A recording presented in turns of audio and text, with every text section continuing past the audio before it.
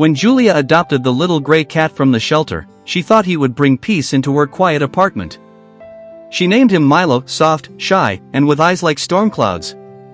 He slept curled beside her laptop, followed her from room to room, and purred when she spoke, as if he understood every word. But soon, the trouble began.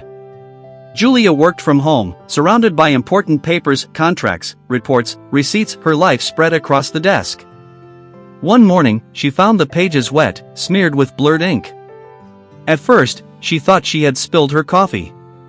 But then she saw Milo, sitting beside the pile, his whiskers trembling, eyes wide and wet. He had been crying. Real tears. Julia laughed nervously, wiped the papers, and petted him. "You silly thing," she said. But the next day, it happened again. And again after that.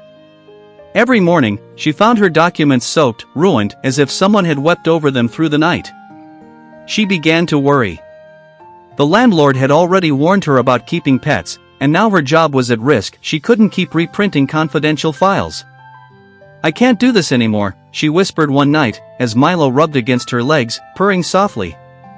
"You're a sweet cat, but I can't keep you." The next day, she packed his small carrier and drove to the shelter.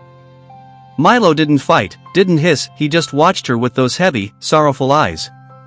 As she handed him to the attendant, a single tear rolled down his fur. Julia turned away quickly, but she couldn't stop shaking. That night, her apartment felt unbearably silent. She sat at her desk, opened a folder of new documents, and froze. There, on the top page, was a tiny wet spot. One single drop, right over her signature line. She hadn't been crying. The window was closed. And for a long moment, Julia could swear she heard a faint sound, a soft, broken meow, echoing from somewhere deep within the empty room. She never returned to the shelter.